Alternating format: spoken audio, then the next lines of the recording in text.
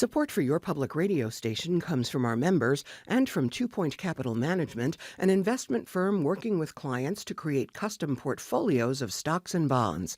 2 Point is dedicated to helping people manage financial risk in good times and bad.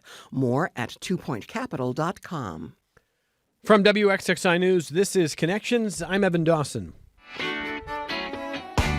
Our connection this hour is made right now, right here in the Rochester Finger Lakes region, with snow covering the ground and holidays approaching. What is on your radar as you settle in for winter in Rochester and the Finger Lakes? Are you dreading it, or do you enjoy this time of year? This month's edition of City Magazine is its winter guide, the annual exploration of things to do, including books to read, classes to take, sports to try, art to experience, and more. And we're joined by the City team for this hour. The editor of City Magazine is Leah Stacy. Hello, hello. Hi. Do you love winter? I'm accustomed to it. You're accustomed to winter. That's different than loving it. Yeah. Sometimes you just got to get used to it. Jacob Walsh, do you love winter as the art director for City Magazine? I find ways to love everything that happens to me. I like winter. Wow. All right. Because it sounds too rose-tinted glasses. Like it came out of your mouth and you felt like that was like false profundity, but... Well, I meant it, but it did seem like a little much, and I could have just said, "Hi, Evan. Thanks for having me." Sure. I do like winter. Right, okay. All right. Well, it's great to have you. I kind of like it. Roberto Lagares, who's a multimedia reporter for City Magazine. Winter? Dig it. I'm a big cozy guy, so this is my season. Yeah. And I have a lot of hoodies and crew necks, so it's like it's time to use them. I like that. I mean, I like it for like a week and a half. Oof. I think by mid-January, I'm like, all right. I was going to say, are you done already? Or No, I mean, like, I think you get to December, because November doesn't count. November is the worst weather month of the year. For people who are like, I love fall. You're like, you don't love fall. You love September, and you love part of October, and then it's the worst. So, right? November is the worst. So you get to December, at least it feels seasonal, and then by the middle of January, it's like, all right. That's fair. I get it. You think you can persevere in January? That's when the things start to feel more optimistic? Well, my older son, thing one, is a snowboarder. Thing one. And so I have had to try to ski again. I know. Look at that. Nice. I have had to try to ski again. That is not my son on the cover of City. But I've had to come out of retirement for that. And every time I finish a day of skiing, I'm just glad that I'm not injured. I'm like, Yeah. all right, nothing tore. Evan, I fired up the ski machine, meaning I went skiing for the first time in a decade last winter. I would love to go machine. skiing with you. I think the two of us could have a great time on the mountain. Can we make It's that really a City scary. video or? no, denied. Yeah. All right. Tried. I would rip it up too hard. Leah, in your editor's letter, you asked some questions like, am I spending my time well? Have I kept up with myself? And you revisited your personal social media archive to hold yourself accountable and to also use as a way to remember some of what you did. Tell me a little bit about that process. Yeah, it's your typical end of year note, right? I thought I didn't mention George Bailey or It's a Wonderful Life. Ryan pointed out that I did indeed. I don't know. It was just, I was reflecting and had some time recently to just sort of go back. I mean, I turned 40 this year. I think maybe we've talked about that. Maybe we haven't. Kind of a marker, right? Like it brought some reflection to me, but then just rounding the corner on 3 years at this job, I've been thinking a lot about the work we do and how that's changed and our team has changed. And, it's part of the reason that I picked the photo of the team as it currently is right now. Just missing David, but, he's elusive. So He's there. he's there in spirit. Yeah. But yeah, just this, I think maybe I'm getting older, Evan. I don't know. I was like reflecting more and wanting to hold on to things. And I do feel like the healthiest way to use social media is to sort of document these memories. But then if you get our emails today, I was kind of writing about the opposite of that, like living more fully in the moment. So maybe I'm just going through something. I don't know. Don't laugh. I'm not laughing. No, Berto is. Oh. That's because you guys work so closely together. Yeah. He probably knows exactly what you're going through. No, I'm not We laughing. share a brain cell. I'm not laughing at all. I mean, every once in a while, there's something that happens in my life where I go, where something, I'll see a memory, and I'll think that it was a year or two ago, and it was like 12 years ago. Oh. And you go like, whoa. Yeah, that's a different. Oh no, do I have that level to look forward to next? I'm not that much older than you. We're both in our 40s.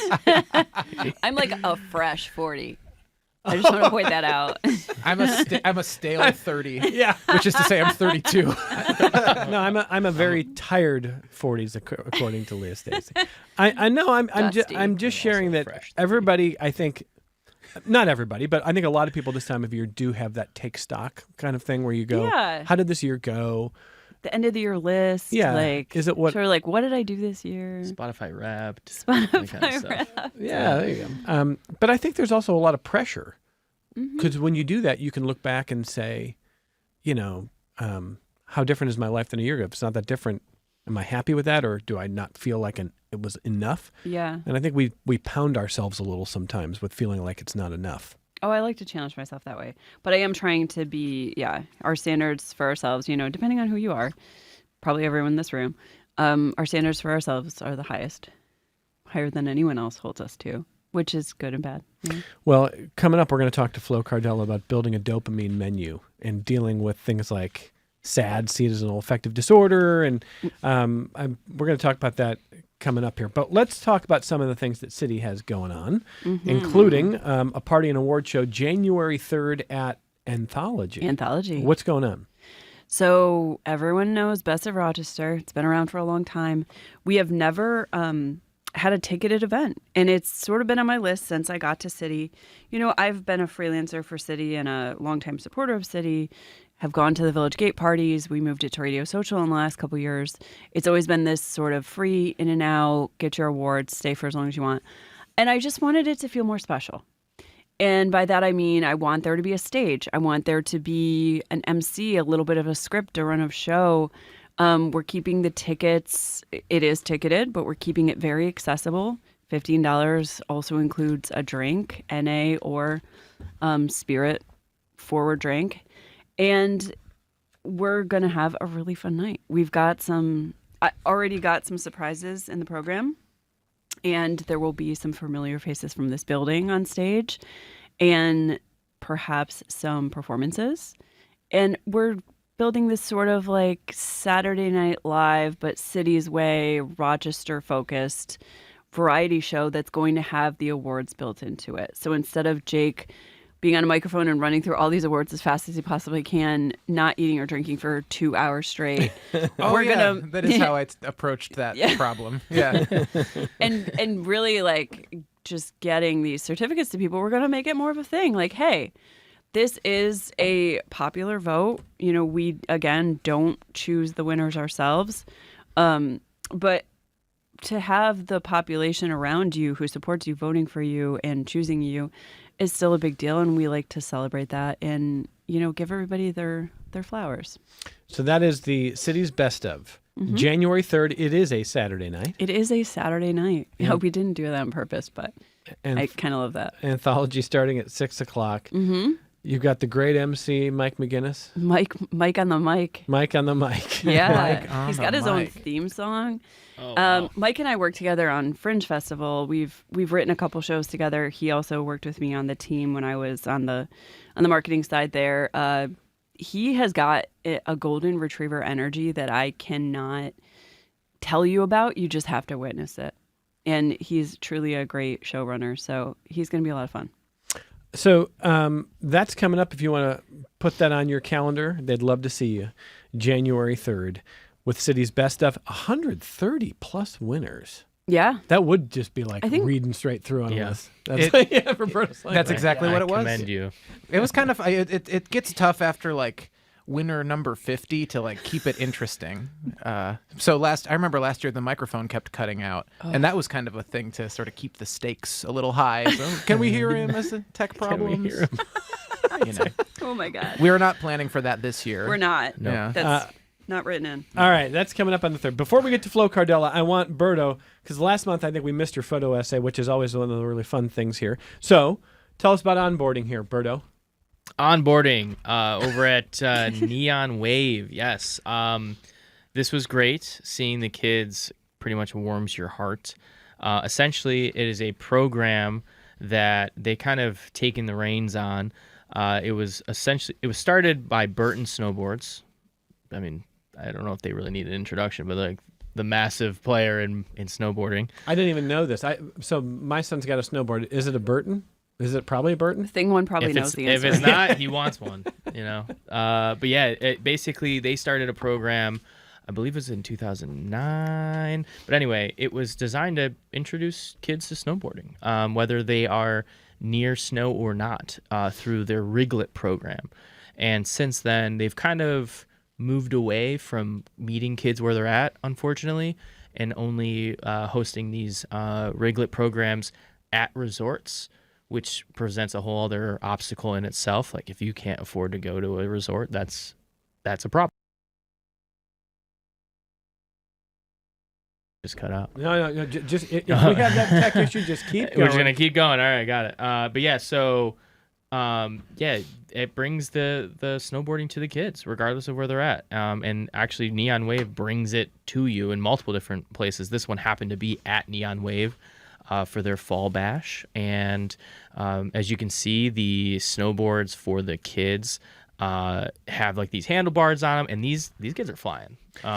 So the handlebars in your photo essay, that's the first time I've ever seen that as a way of teaching. Yes, That's kind of a cool way to do it. I think. And it's like it removes that barrier. It removes that barrier. Like there was kids who were like shy at first, and then they just, I mean, it was just a constant loop. And it was great seeing that. And then they also had a kind of a big, I think they called it the rail bash, or they have like 4 different names I heard. But basically the bigger kids get to ride the rail with this huge jump. That's kind of what you see on the cover and throughout the essay. And they kind of blends the community of snowboarders and skiers.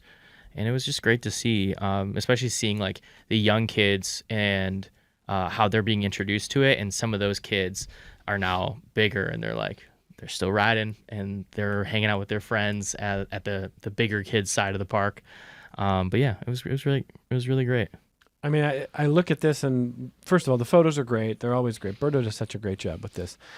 Everyone is having an absolute blast, even though some of the people in your piece talked about how terrifying it was, feeling like they were bombing. Yep. You know, Yep. I mean, but this is the kind of thing that you could probably do for a long, long time. I mean, my dad told me growing up, he's like, get hobbies that you'll be able to do long into your life. I think golf is like the number one. Like a lot of people are like, oh yeah, you got to golf because you can do that no matter how old you get. But I feel like seeing this, I don't know, I think this kind of teeters right in the middle, because they were being real sketchy. I'll just put it that way. They were doing some sketchy stuff on there. What do you mean sketchy? Wild? I mean, wild jumps and like grinds, 50-50 grinds. Some people were just biting it into the snow, and I was like, are you all right? And I was on the sidelines like, are we good? yeah, Should it we be was shooting wild. But no, I mean, they're having a blast, and I'm sure, they probably get sore after a while, but like there was a few older people there, riding too. So it was great. I do wonder about joints, knees, and ankles. Yep. That's it. My knees hurt just watching them do it, and I'm a fresh 30 as we so how does the stale 30 feel about this? Very cautious about anything that involves any of my joints. Not to be the young person on the dais who's like, I'm old, but I am so fearful of hurting my knees. They're already in pain. I skateboarded as a kid, and I did karate for 15 years. I'm shot. I'm cooked. I'm done. You're already cooked. And I'm getting back into skiing, so I'm chopped, as they say. I'm utterly chopped. You do get to a certain point in life where you're like, I really can't afford. I can't do it. Like a torn ACL. And a friend of mine, 5 years ago, a friend of mine was turning 40, and he's like, I'm going to play in one of those soccer leagues at TSC, those Monday night soccer leagues. And he 8 minutes into his first game, he tore his ACL. I mean, get it out of the way His season early. was 8 minutes long. Oh my God. That's longer than Aaron Rodgers. Yeah. Yeah. So great job on that, boy. That was a lot of fun. Thank you. A lot of fun. And does not make me want to board. It makes me want to ski a little bit. But boarding is a whole different thing. I got to have both legs free. You can also just sit by a fire and drink hot cocoa. True. Throwing that out there. That is an option. That was an option at this event, actually. Yeah. You could just chill. Man, I wish they had the for the listener, you kind of have to see it to know really what it is. But I wish they had those handles when I was learning how to snowboard, because you fall so hard on your face and then on your backside. When Yeah, the falls are really, really much tough. more unforgiving on a snowboard. You're just taking body after body right on the ice. Yeah. Ooh. Yeah. All right, let's bring in Florence Cardella, who's with us now, who is building a dopamine menu. And I think that was one of the things there, Berto, by the way. If you've got seasonal affective disorder, getting out and doing physical stuff is a good idea, I would just want to say. Yep. But there's a whole menu that comes from Flo's piece here. And Flo, are you there? Hey. Hey, I am. How are you? Very good. So you start the piece by taking us through a very common challenge that people have this time of year, which is feeling like they literally might have seasonal affective disorder. And tell me a little bit about the inspiration here for this kind of piece and how you think about seasonal affective disorder. Absolutely. So it was a double inspiration kind of from talking to my own therapist and like what I should be doing around this time of year, because I am a person that suffers from seasonal affective disorder, especially with how gloomy it gets in Rochester. But a combo of that and a friend of mine showed me a TikTok from this girl, Gabrielle, and she basically was like, you know what? I fight back this year. I am not going to be succumbing to the darkness and like laying in my bed and rotting all the time. I want to stay engaged and, participate in my community and like do the things that make me who I am just all year, as opposed to only when it's sunny and I have energy. So that kind of was like, maybe I could do something about this locally. I pitched it to Leah and she was super down. And then in combination in high school, I had like a connection with NAMI, which is a fantastic national organization, but they have a really great local chapter as well. And they have tons of resources for people to utilize to help them, all year round, but especially in the winter, kind of climb past some of the mental health struggles that we all face. Well, you put together your own menu, and each item in the menu has sort of a different location or theme. So if you don't mind walking us through a little bit here. At home, you're making paper rings. Tell us about that. Yeah, I love to make a little paper chain. I think it's so cute and cozy and something like kind of mindless, but also mindful. You can use scrap paper around your house, like get heavy duty construction paper, whatever you want.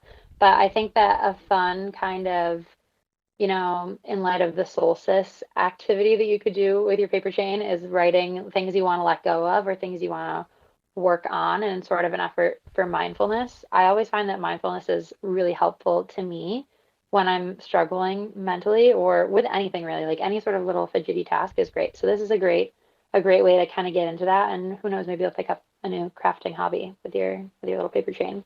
But that was the first thing I thought of for making art at home easy and accessible. Well, speaking of art, on the outside list, something to do, visit an art gallery or a museum, and you're going to the MAG. I am going to the MAG. I love the MAG. It's so transportive. It doesn't really feel like it's in Rochester to me, just because there's so many,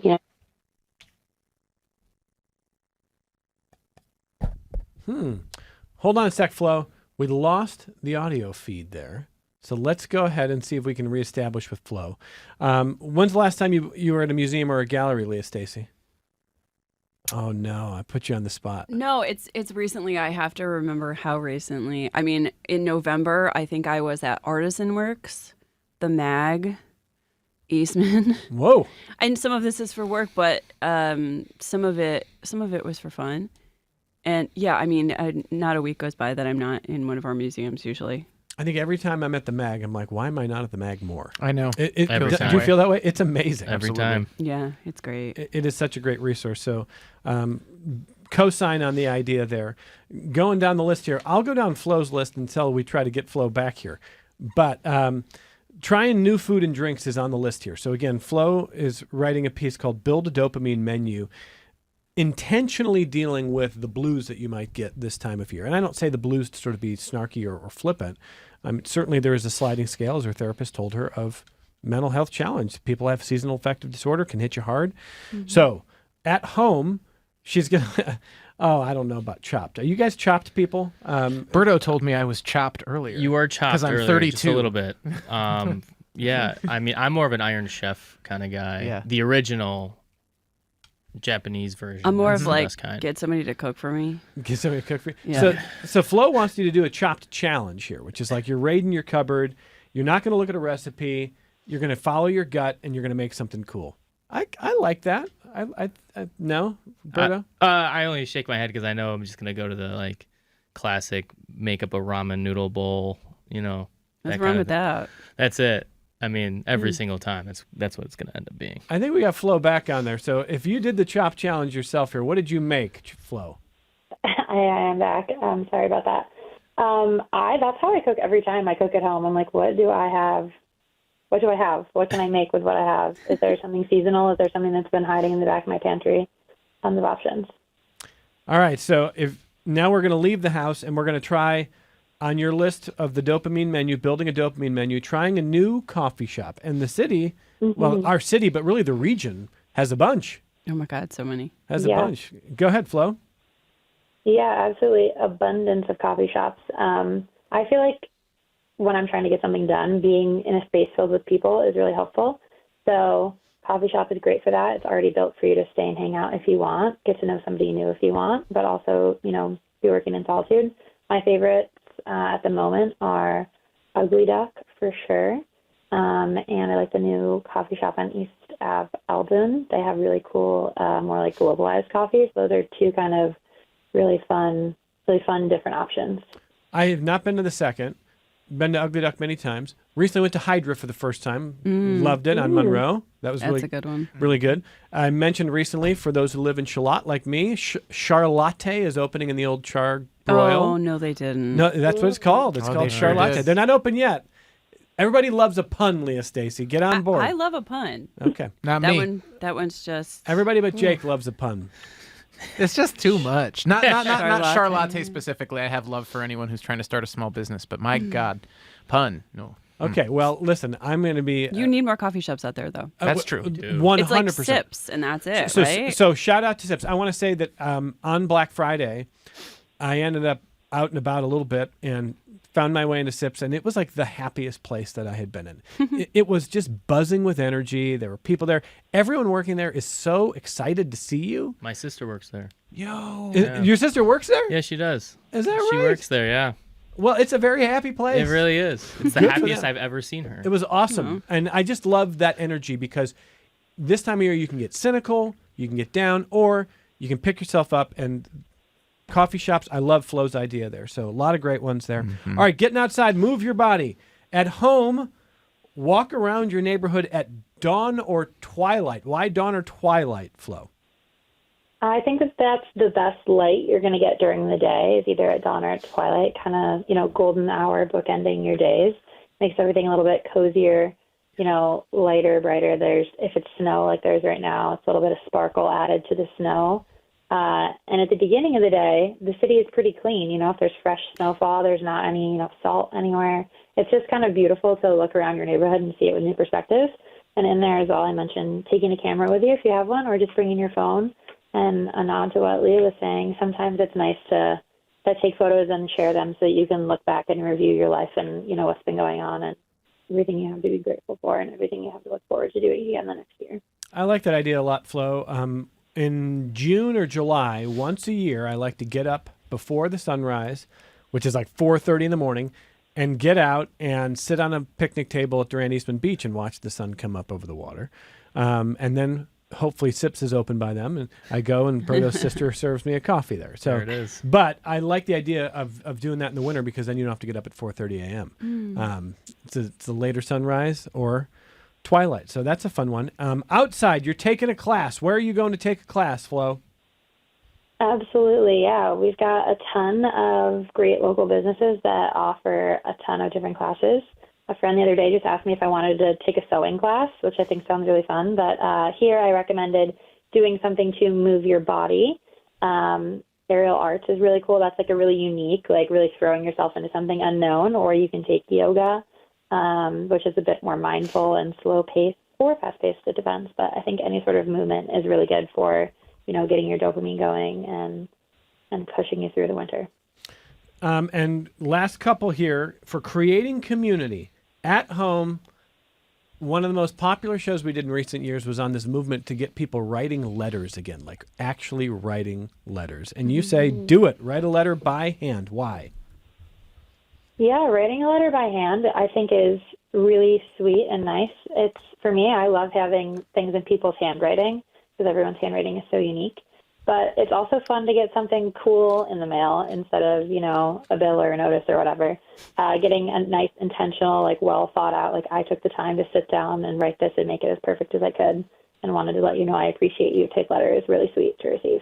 That is wonderful. And by the way, you can save letters for all the email or texting or snapping or everything, other kinds of communication. It's all ephemeral and it all goes away. Letters you can keep. I love that. And finally, outside, taking a mini road trip. Where are you going, Flo? Yeah, to Genesee Country Village Museum. It's a tradition that I've had since I was little. They do a lot of really fun wintertime activities, which I don't think you would necessarily suspect from an 18th century, 19th century village. But it's just a really awesome way to disconnect from screens. There's really no electricity or hardly any beyond what's absolutely safety-wise necessary there. And you can walk around, live through a villager's life from yesteryear. This year I was told the tours are led by a character named Joy. And that was an intentional choice to kind of have people follow the joy of the holidays around the village and be able to participate in that as much or as little as they wanted to. Well, thank you for bringing us the dopamine menu, Flo. And it's really heartfelt. I love the way you close, but letting people know about getting in touch with NAMI Rock if you need it. If you feel like you're struggling or you know someone who's struggling this time of year, you're certainly not alone. Great information in City about that. And a great idea. Thanks, Flo. Great talking to you. Thank you for having me. That was a lot of fun. And everyone's dopamine menu would be a little bit different. What might be on yours, Berto? Food, for sure. Food. I mean, that's already on there, but a lot of it, I'm a big comfort food kind of person. Really. I told you, cozy season, man. This is my... It is the cozy season. My dad invented something called a cheese dream, which is a grilled cheese with peanut butter and jelly. No. Whoa. He What? calls it a cheese dream. Okay. Wow. What kind of cheese? American cheese. I'm thinking about it. What kind of bread? My father hasn't had a vegetable Yeah. since 1960. Oh, well, that's He's not obvious. much of an eater. He's What kind of bread? I'm preserved. sure it's white bread. Sure. Wonder bread. I'm sure it's Wonder white bread. I'm thinking about it. He cuts off the crust. No, but Oh, all right. grilled cheese Okay. with peanut butter and jelly. His That's a favorite video. things in the world. He combined them, Yeah. and I was like, you can't. But now I get it. his local place that he goes, they have that on the menu for him. No. And I'm like, Oh, okay, Dad, that's nobody awesome. else orders Yeah. it. But he calls it the That's ultimate elite. comfort food. For me, it's a discomfort food. That's not... Well, the cheese alone, but we're not going to get into that. I know, you're like, You know. American cheese. Jeez. Anyway. I mean, my doctor says I shouldn't eat cheese, but whatever. Really? Oh, yeah. Lactose intolerant, whatever. Oh, yeah. I Oh, tolerate right. Yeah. lactose. Jake, what's on your dopamine list? A grilled cheese with peanut butter and jelly. No. Nice. I bet. No, the dawn walk is something I do year round. I love Oh, getting yeah. up early. I need to do it. Do you do it in the summer too? I do it in the summer. In the summer, I get on my motorcycle. I ride out to a lake and I go and stare at a lighthouse. Ooh. I would say a couple days a week I do that, or I go and hike in Mendon Ponds couple Park. days a week, man. That's great. Every day I'm up early. Most days I'm outside. In the winter, not so much. I've been so exhausted from being sick 3 weeks ago that I've had trouble getting out of bed these last couple days. But it's that winter season. You got to watch out. That starts to creep a little bit. Yeah, so for sure. tomorrow, I'm gonna take a walk with a with a camera that I got at an estate sale for $6. It works. It shoots nice. I'm gonna take Flo's tip tomorrow morning and put on some boots and get out there before the salt comes out. I really like the morning, and I'm an only child, so I really love being alone for a little while every day. You know. That's really cool, man. Yeah. That is Thanks, really, Evan. No, I love that. Thank you. I try. So, I mean, I was like, once a year I do it. And Jake's like, I do it twice a week. It's a necessity for me. It's something. It's meditative, I guess. I have tinnitus, so I can't meditate. Quiet doesn't work so much for me, but walking meditations you can do feels good. You know, got to do something to keep the brain all locked in. What's going to be on your dopamine hit list there, Leah Stacy? It's 3 things really fast. Walking a lot. Lighting in my apartment, like really soft, warm lighting. Lots of twinkly lights, bistro lights. Never the big light. We don't turn the big light on. Yeah. And my third one is popcorn dinner at the Little and like a good movie. Ooh, that's good. Just like settle in, hot tea. Sometimes you have the theater to yourself if you go to like one of the later showings. Not that we love that. Go to the Little, support the Little. But I do kind of like being one of the only people in there. It's just so cozy. And like you're not wearing hard pants to the little. You're not doing that. Once again, that phrase "hard pants" has come up recently. Kids say You're wearing hard pants right now. I know. Kids say that yeah. they will not wear hard pants. Anything with zippers, buttons. I think of very starched jeans when I hear hard pants. Like they could stand by themselves. Yes. Yeah. Exactly. I think of rodeo pants when I hear hard pants. It's anything that doesn't have an elastic waistband, and if you're under 20, apparently that's just not happening. Kids are like wearing jeans. What am I going to a wedding? This could be a whole fashion show, like episode, because it really did get stronger during the pandemic, which you know. We're talking fashion on Friday when we're talking about what the transportation secretary said about the way we dress on airplanes. So Oh my god. Oh, don't get me Don't started. catch me on an airplane. Guys, are we old? Yes. No, The kids are saying hard pants. Now I'm hearing soft. I think Oh, I boy. said hard pants. All right, Drip so or drown. we're way late for a break, and we got to come right back here because when we come back, we're going to talk about the passing of the torch that is happening at the Rochester Brainery. It's that's become an institution, of course, in our community, and we're going to talk to Kellen Beck, Mike Kripnicki on the other side, talking about the news at the Brainery with the team from City. Support for your public radio station comes from our members and from Mary Cariola Center, proud supporter of Connections with Evan Dawson, believing an informed and engaged community is a connected one. marycariola.org. You know, next time we talk to City, I'm serving cheese dreams, and Berto's going to have We'll try anything once. a cheese dream. Sometimes twice. Do you like peanut butter and jelly? I love peanut butter and Do jelly. you like grilled cheese? No, but that's okay. I'll eat anything. Lactose intolerant. Yeah, I'm just not a. It's grilled cheese never really vibe with me because other than bodily, but like, it just seems so boring. Okay, well, I need some like protein in there that's not just cheese. Phil Dawson wants you to try the cheese dream. It's his, Give me that cheese dream. I'll try it. You can put me on camera. I'll do it. Yeah. Cheese dream. This is his second career. Okay, Dad, we're getting it going here. Some big news at the Rochester Brainery, and I'm going to let Leah Stacy kind of introduce this because Kellen Beck is the writer. Go ahead, Leah. Yeah, so Kellen is helping a lot with City right now because Pat is on family leave, and I will let Pat announce his happy news himself, but addition to the family. And so Kellen is doing a little bit more work with us over the next couple of weeks. And so this is one of the articles he did recently. Again, Rochester Brainery. I'm sad Danielle couldn't be with us, but she's been leading this organization for more than a decade. Really is like a one-woman wonder, like can do everything.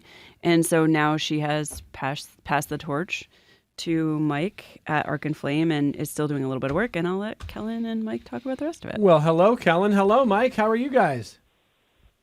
Hi, Evan. Yeah, thanks for having us.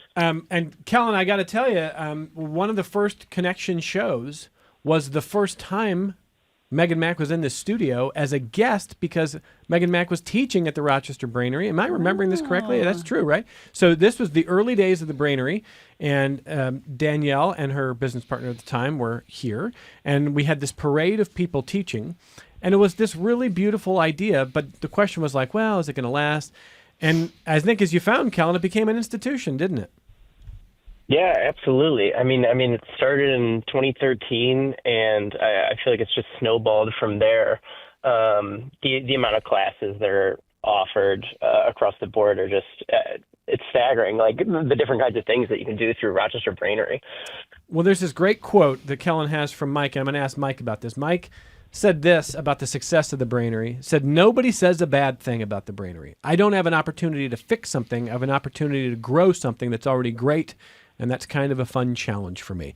That's a very an interesting distinction, Mike, because sometimes when people buy a business, they might be feeling like, hey, this is in disrepair in some way, and that is not your mentality at all. Tell me about that.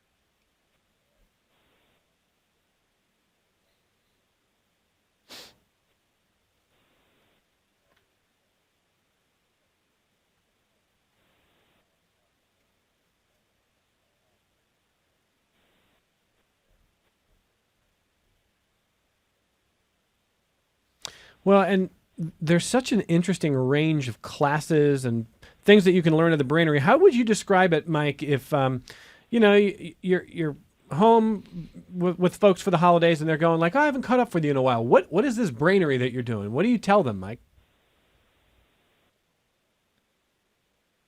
There you go. Nice, full circle. Just end the show right now. There you go. Mic drop. Yes.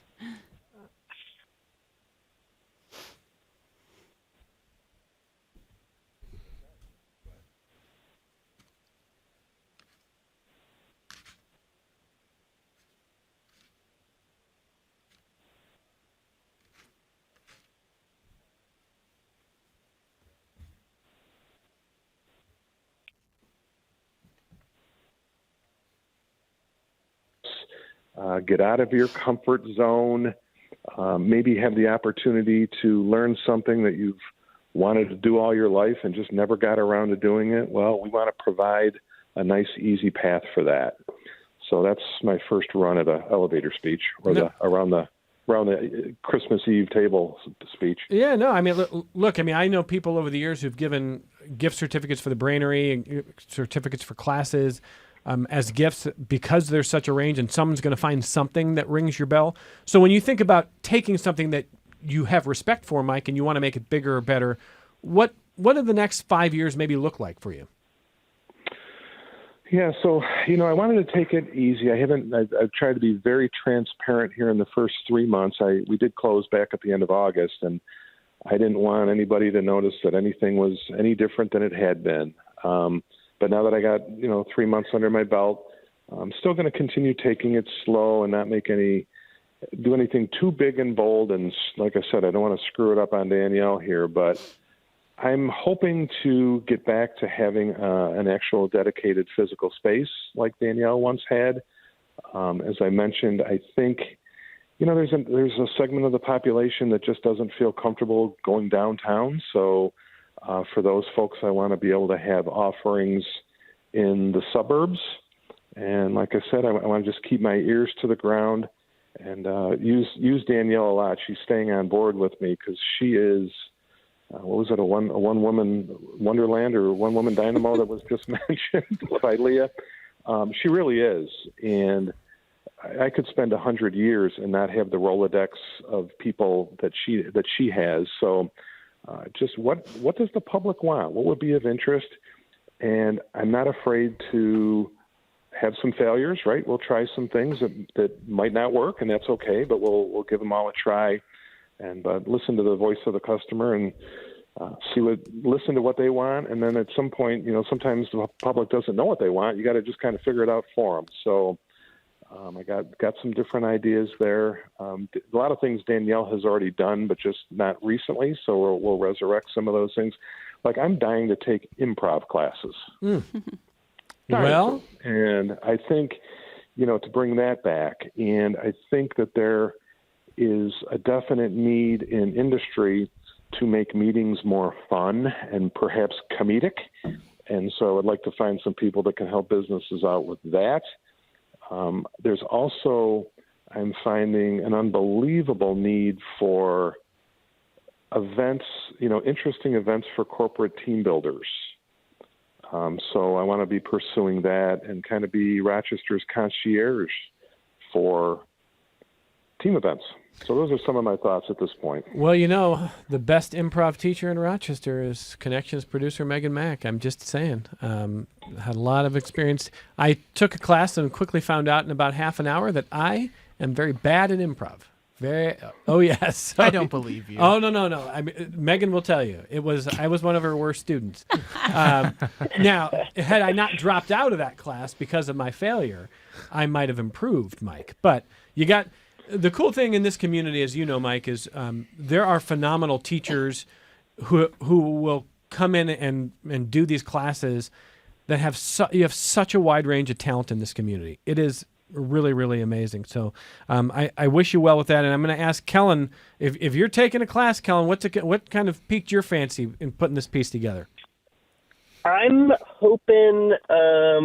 I want to get to the Arc and Flame building. I visited for the first time in Chi-Li there when I talked to Mike for the story, and there's so many cool, interesting classes that have to do with blacksmithing. Like, I mean, you can look at the Brainery website right now and find classes for, making a knife or, glass welding or glass melting. But I also feel like the cooking classes are interesting. I feel like possibly your dad could maybe start teaching you a class on dream, which would be a great, talk about dopamine hit in the winter. There you go. Kellen, great work on this. This was a lot of fun. And I know we'll talk to you again on a future city edition here, but great stuff. Thank you, Kellen. Thank you, Evan. Thank you for having me. And Mike, good luck to you. It is an institution. And anything that lasts as long as it has and has thrived the way it has is obviously important to a lot of people, and I know they're excited about what you're going to bring. Stay in touch with us. Let's talk in the future about some of the things you're doing at the Brainery. I would love that. And if you could send me Megan Mack's the phone number or contact for her agent, I would appreciate that so I can reach out and try and get her booked. I am her agent. You can email me. Thank you, Mike. That's Mike Krupnicki, the new owner of the Rochester Brainery, a very important place in our community, and they're still doing a lot of great work, as you heard there. Are you going to be teaching or taking any classes, Leah Stacy? What would you be teaching? I have taught in the past. Yeah. You think Danielle didn't get to me? Come on. Yeah, Danielle knows how to.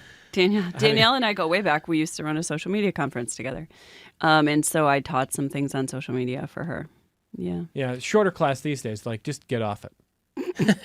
Use it to record your memories. Well, I said I was saying last hour that I was listening. It was Sam Harris's podcast, and he was talking about how obviously he's an adult now. He's around 50 years old. It's different than when you're in your teenage years when you feel like all your interaction is online and you kind of you may feel like you have to be unsocial.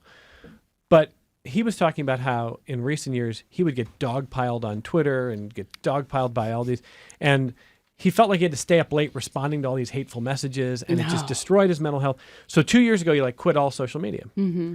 And he was saying on his podcast last week, he's like, people will come to me now and be like, Elon Musk was saying bad things about you, and all of his followers are now dogpiling your accounts on social. And he's like, are they? Okay, and that doesn't matter. It doesn't. He had to teach himself. I'm off Twitter. That it doesn't matter. X, whatever. Yeah, like that. Yeah. You get away from it. Who knows what people? Yeah, because when I started this job, people were immediately like, "Rag," and I was like, "Yeah, I think this is it. I think we're done here." Oh, but you heard from some anonymous account hater stuff. Yeah. Yeah. Yeah. Which exists. I kind of everywhere. inherited Dave's haters to a certain extent, and then. It went from there. I inherited City's haters. They were like, oh, fresh meat. But don't you wish we had all learned at the advent of social, guys, that you actually don't have to respond and you can just tune it out? Well, we could probably all do with that in our daily lives anyway. Yeah. Yeah, I know I could. Take a breath, take a beat, write it down. Keyboard throw warriors. it out. And I'm not saying, by the way, it. I'm not saying that criticism isn't important. I get plenty of critical emails. Yeah, valid criticism. Oh yeah, and there are constructive. There are times where I get very pointed emails, and I'm like, no, I think this person's making a good point. Absolutely. I'm talking about the dogpiling nonsense from anonymous Twitter accounts that are just made to kind of troll. Yeah. Or just hate everything. Like, I hate puppies today. Like, there's people hate everything online. Mm-hmm. It's just so negative. So misery loves company. But you can let it go. You can walk away. Maybe go take a walk among the trees. Maybe search for truth among America's trees. How do you like that? I love it. Oh, another full circle. Was that pretty good? I don't believe Where's you're bad John? at improv. John's here. John Heath is here. I'm going to let you introduce this one too, Leah Stacy, because we know John's work from City. You want to tell us a little bit about the writer? Yeah, John's been writing for us for a few years now. I always love when John has a pitch, and if I'm recalling right, and I'm going to let him weigh in, I think he pitched this initially a couple months ago, and I held on to it because of the book debut / the space in this issue. My memory is not great. John is going to have to tell me if I'm recalling that correctly, but this story ended up having so much more to it, and as I was editing it, I actually followed back up with him. Jake and I were chatting about art, and I was like, oh man, this is not just a book. This man has had a journey that is so interesting. And I just think John did an excellent job with this piece. So. Well, John's piece is called The Search for Truth Among America's Trees. Hello, John Heath. Good afternoon. So why don't you tell us a little bit about why you were so keen to put this piece together for City? Yes, absolutely. Well, thank you for having me. And Leah's right. So I had pitched this story in the summer. Trent, the author of this book, is a Finger Lakes writer. He lives in Ithaca. And so I felt it could be a good story for the summer Finger Lakes issue. But I think Leah's right. Like, really, it works better in December. His book was published just yesterday, and he's telling a story that isn't solely about Christmas trees, but certainly has Christmas trees at its heart. So, but I got to know Trent initially from his first book, which was published a couple of years ago, and my wife had bought it for me from a local bookstore in Fairport, and it was all about a story of his getting to know his father through the process, who had passed away, through the process of building a canoe by hand. And I read it at a time when my relationship with my own father was sort of in a strange place. He was living in England and he was unwell. And so it really resonated with me. And then I reached out to him afterwards to just tell him how much this story had touched me. And he was very kind to get back and tell me that that's exactly why he wrote the book. And so I'd been playing with this idea of how I could get in touch with Trent in a more meaningful way since then. And then learning that he had a new book coming out this month really fell into my lap. Well, he writes that wood is part of America's first infrastructure, but can also be spiritual and sacred as part of Christmas. So getting back to the Christmas trees, I want to read a little bit here on Trent's connections to trees. You write, in his new book, Trent Presler remembers cutting down a Christmas tree with his father on a snow-drifted South Dakotan prairie. He is 7 or 8 years old, yet the memory remains vivid. He recalls that the young pines stood motionless, waiting to learn which one of them would die. I mean, that's an image. I cut down a Christmas tree like 4 days ago, and I'm rethinking the whole thing because of you, John. Yeah, well, I think we all grow up cutting down Christmas trees or going to a Christmas tree farm and trying to find the perfect tree for our house. And so when you do it as a child, I think it's just so much more symbolic. You're taking this thing from the outside and bringing it inside and putting your own flair on it, decorating it how you want with all your childhood memories and and hand-me-down memories, traditional memories from grandparents and so on and so forth. So it has been very meaningful. Well, and I also just want to mention here that I thought it was very interesting that the book would be loosely inspired by Maxine Bedat's Unraveled, The Life and Death of a Garment, following a pair of jeans from Texas cotton fields to factories overseas. I think it's always useful when we understand more of the roots of our consumption, the roots of how we kind of go through the world and what we are consuming and what we are interacting with. Will this book help us think more in that direction, John? Yes, I think so. I think Trent has learned so much about America's history of wood consumption. I mean, so much of this book is maybe a doomsday idea of the way that America has been wasteful of one of its strongest natural resources, but how at the same time we treat wood, we think about wood furniture as being high quality wood furniture. We think about bringing Christmas trees into our home. So there's a real strange relationship that we have. And I think he learned a lot by putting himself into that story, sharing with us some of the memories he has of spending time with his father as a young person and learning so much about trees and wood. It's beautiful stuff. And John, it's great to have you on. I'm with Leah. We always get excited when we see your byline in City. Come back, talk to us anytime. We'd love it. I would love to. And Evan, I got to give a quick shout out. My wife, Rachel Cooper, would be remiss if I didn't say hello on her behalf. Oh my gosh. Blast from the past. Rachel and I knew John's wife and I knew each other from our camping days in Western New York way back in another generation of time. Love it. Great to talk to you, John. Cheers. Thanks very much for joining us today. And thank you, Evan. Thank you, Leah. Thank you. They're one of those couples you're like, who is smarter? I hate those. You're like, oh, they're so smart. And we They're love so- that. I know, they're so good. It's going to be their kids. Yeah, exactly. Nice. That's how exactly this right. works. So John's piece, The Search for Truth Among America's Trees, so much packed in. What do we not get to, Jake, that people need to be excited about to pick up City? Oh my gosh, I was going to make a book recommendation based on this story. I'm not prepared to answer.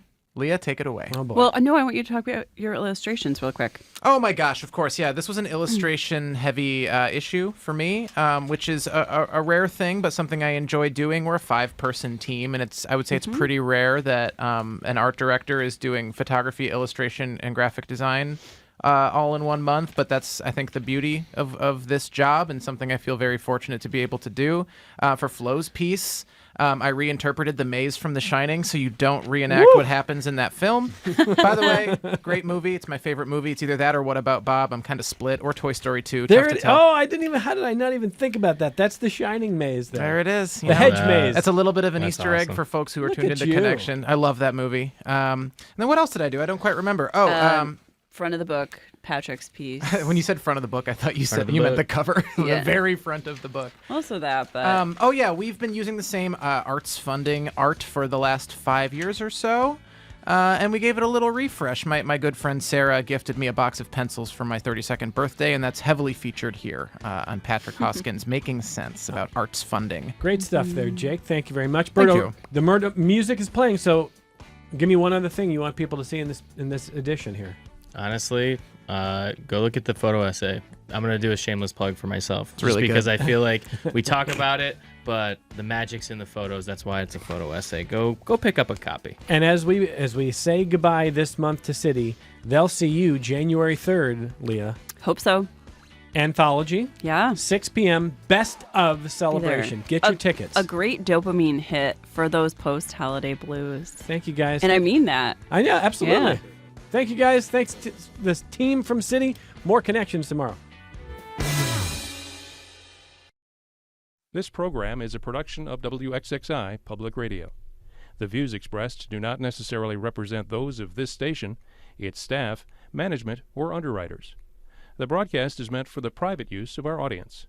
Any rebroadcast or use in another medium without expressed written consent of WXXI is strictly prohibited. Connections with Evan Dawson is available as a podcast. Just click on the Connections link at WXXInews.org.